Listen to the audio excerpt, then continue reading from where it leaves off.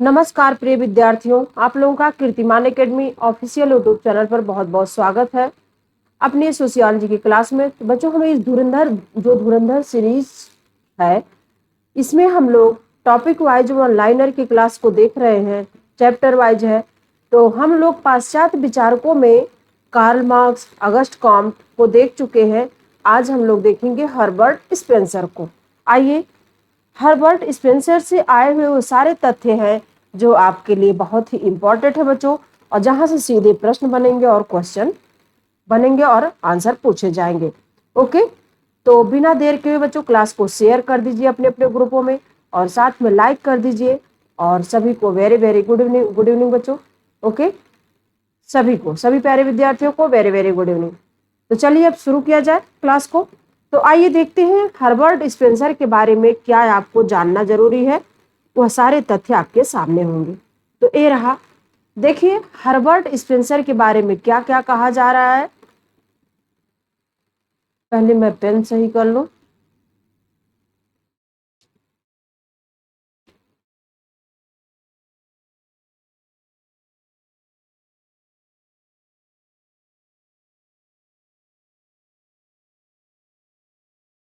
हाँ, देखिए Herbert Spencer के बारे में कहा जा रहा है कि औद्योगिक समाज का प्रयोग समाजों के वर्गीकरण में किसने किया है।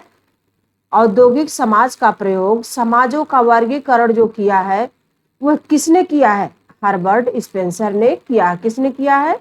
हर्बर्ट स्पेंसर ने बच्चों औद्योगिक समाज का प्रयोग करके समाज का वर्गीकरण किया है, हर्बर्ट स्पेंसर ने। वहीं हर्बर्ट स्पेंसर ने सामाजिक उद्विकास के सिद्धांत को प्रतिपादित किया था। तो किससे प्रेरित होकर प्रतिपादित किया था सामाजिक उद्विकास का सिद्धांत को? तो डार्विन से प्रेरित होकर उन्होंने सामाजिक उद्विकास के सिद्धांत को प्रतिपादित किया था हर्बर्ट स्पेंसर ने। ओके, हर्बर्ट स्पेंसर का नाम किससे संबंधित है? तो हर्बर्ट स्पेंसर का नाम सामाजिक उद्विकास से संबंधित होगा बच्चों। सामाजिक उद्विकास से संबंधित है हर्बर्ट स्पेंसर का नाम। ओके, जीवधारी प्राणी की तरह समाज का विकास सरल से जटिल रूपों में होता चलता है। जीवधारी प्राणी की तरह समाज का विकास सरल से जटिल रूपों में होता चलता है। यह बात किसके अनुसार कही गई है? हर्बर्ट स्पेंसर के अनुसार कही गई है। हर्बर्ट स्पेंसर का कहना है कि जीवधारी प्राणी की तरह समाज का विकास सरल से जटिल रूपों में होता चलता है, ऐसा कहना है हर्बर्ट स्पेंसर का। ओके, सामाजिक संरचना एवं सामाजिक संस्थाओं के अध्ययन में सामाजिक डार्विनवाद की अवधारणा का प्रयोग किसने किया है? सामाजिक डार्विनवाद की अवधारणा का प्रयोग किसने किया? तो हर्बर्ट स्पेंसर ने किया है। किसने किया है? हर्बर्ट स्पेंसर ने सामाजिक डार्विनवाद की अवधारणा का प्रयोग किया। ओके, अब आइए आगे देखते हैं कि हर्बर्ट स्पेंसर के अनुसार सामाजिक क्रम विकास की कुंजी है। हर्बर्ट स्पेंसर के अनुसार सामाजिक क्रम विकास की कुंजी है। तो किस तरह की? प्राकृतिक चयन की कुंजी है। ओके बच्चों, प्राकृतिक चयन। वहीं अगले पॉइंट में क्या कहा जा रहा है कि इंग्लैंड के एक विख्यात समाजशास्त्री का मत है कि मानव समाज की व्याख्या ठीक उसी प्रकार की जा सकती है जिस प्रकार डार्विन ने पृथ्वी पर जीवन के उद्भव एवं विकास की व्याख्या की है। तो वह कौन है? डार्विन से प्रेरित होकर इस तरह की व्याख्या कौन करता है? कौन समाजशास्त्री है? तो वह है हर्बर्ट स्पेंसर है बच्चों। हर्बर्ट स्पेंसर है। पूछा हुआ सवाल बार बार पूछा जाता है जीआईसी में तो खासकर। ओके बच्चों, इसलिए इंपॉर्टेंट में इसको रखना है। अब आइए आगे पॉइंट में क्या कहा जा रहा है कि मानव समाज एक जीवी के रूप में कल्पित किया था। मानव समाज एक जीवी के रूप में कल्पित किया था। किसने? तो हर्बर्ट स्पेंसर ने कल्पित किया था। ओके, अगले पॉइंट में समाज की संरचना की बात कहने वाला प्रथम विचारक कौन है? समाज की संरचना की बात कहने वाला प्रथम विचारक कौन है? वह है हर्बर्ट स्पेंसर है बच्चों। ओके, समाज का हर्बर्ट स्पेंसर द्वारा प्रतिपादित है। समाज का हर्बर्ट स्पेंसर द्वारा प्रतिपादित है। तो क्या प्रतिपादित है? समाज का उद्विकासीय सिद्धांत प्रतिपादित है स्पेंसर द्वारा। ओके, हर्बर्ट स्पेंसर ने अनुसरण किया है किसका? हर्बर्ट स्पेंसर ने अनुसरण किया है किसका? मुख्य रूप से उद्विकासीय पद्धति का अनुसरण किया है स्पेंसर ने। मुख्य रूप से उद्विकासीय पद्धति का अनुसरण किया है स्पेंसर ने बच्चों। अब आइए आगे देखते हैं कि सामाजिक उद्विकास की अवधारणा का प्रतिपादन सर्वप्रथम किसने किया था? तो सबसे पहले हर्बर्ट स्पेंसर ने किया था। हर्बर्ट स्पेंसर ने किया था। ओके, अब देखिए इस पॉइंट में क्या कहा जा रहा है कि जब तक सामाजिक व्यवस्था का प्राकृतिक नियमों में विश्वास पर सहमति नहीं होती, तब तक पूर्ण रूप से समाज शास्त्र स्वीकार्य नहीं हो सकता। समाज के वैज्ञानिक अध्ययन की उत्पत्ति के बारे में यह कथन किसका है? यह कथन किसका है बच्चों? यह कथन भी हर्बर्ट स्पेंसर का है। किसका है? हर्बर्ट स्पेंसर का। ओके, समाज का सावयवी दृष्टिकोण रखा किसने है? सावयवी दृष्टिकोण किसने रखा है? तो हर्बर्ट स्पेंसर ने रखा बच्चों समाज का सावयवी दृष्टिकोण।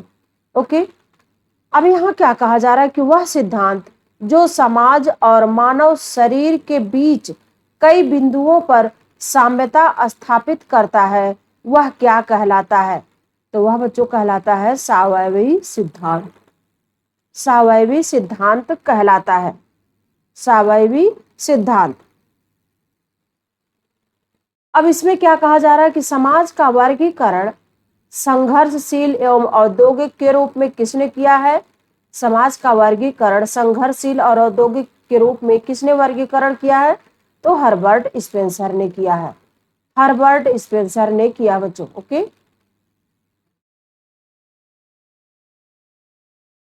अब आइए इसमें देखते हैं कि समाज को मिलिटेंट और औद्योगिक, समाज को मिलिटेंट और औद्योगिक में वर्गीकृत किसने किया है? तो यह हर्बर्ट स्पेंसर ने किया है। मिलिटेंट यानी संघर्षशील, औद्योगिक यानी औद्योगिक। ओके, तो हर्बर्ट स्पेंसर ही है। अब वही संघर्षशील समाज एवं औद्योगिक समाज शब्दों का प्रचलन किसके द्वारा किया गया है? तो स्पेंसर द्वारा ही किया गया। ओके, समाज के सावयवी उद्विकास का विवेचन किसने किया है? तो हर्बर्ट स्पेंसर ने किया है। ओके, सामाजिक उद्विकास की अवस्थाओं का विश्लेषण सरल यौगिक, दुगुनी यौगिक और तिगुनी यौगिक के रूप में किसने किया है? यह भी इंपॉर्टेंट में है बच्चों। ओके, चाहे वो पीजीटी हो चाहे वो जीआईसी हो। ओके, तो हर्बर्ट स्पेंसर ने किया है। क्या यहाँ पूछा जा रहा है? सामाजिक उद्विकास की अवस्थाओं का विश्लेषण सरल यौगिक, दुगुनी यौगिक और तिगुनी यौगिक के रूप में किसने किया है? तो हर्बर्ट स्पेंसर ने किया है। हर्बर्ट स्पेंसर के नाम के साथ, हर्बर्ट स्पेंसर के नाम के साथ वर्गीकरण जुड़ा हुआ है। हर्बर्ट स्पेंसर के नाम के साथ वर्गीकरण जुड़ा हुआ है। तो कौन सा वर्गीकरण है बच्चों? सैनिक समाज और औद्योगिक समाज जुड़ा हुआ है। ओके, ये भी इंपॉर्टेंट में। ओके, अब आइए अगले पॉइंट को देखते हैं कि भिन्न भिन्न संस्कृतियों के अपने तुलनात्मक अध्ययन में सर्वप्रथम वैयक्तिक सामग्री का प्रयोग किसने किया है? भिन्न भिन्न संस्कृतियों के अपने तुलनात्मक अध्ययन में सर्वप्रथम वैयक्तिक सामग्री का प्रयोग किसके द्वारा किया गया है बच्चों? किसके द्वारा? तो हर्बर्ट स्पेंसर के द्वारा किया गया है। ओके, अब आइए अगला पॉइंट क्या कह रहा है कि डार्विनवाद मत को स्वीकार किया। डार्विनवादी बच्चों, हाँ, डार्विनवादी मत को स्वीकार किया कि प्राकृतिक चयन की प्रक्रिया योग्यतम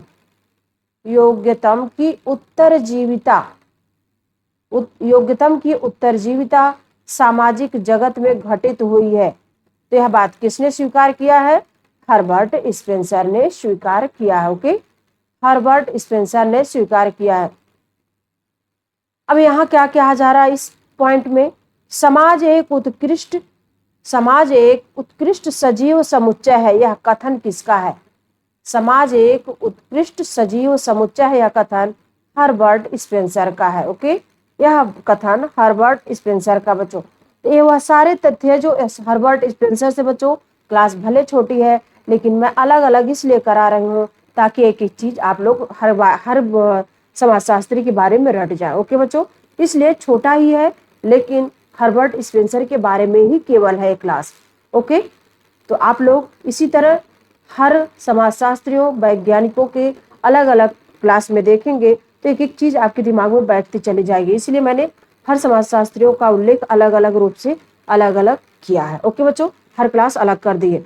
तो आप लोग इसको पढ़ते रहिए, स्वस्थ रहिए, मस्त रहिए बच्चों, और रिवीजन आप लोग जरूर करते रहिए ताकि अब, क्योंकि एक एक दिन परीक्षा का समय घटता जा रहा है। ओके, तो आज की क्लास बच्चों यहीं तक, फिर मिलेंगे हम कल अपने राइट टाइम, यानी आज केवल आपकी क्लास 5 बजे वाली चलेगी और बाकी 4 बजे वाली क्लास फिर कल से लेकर यानी सोमवार से शनिवार तक।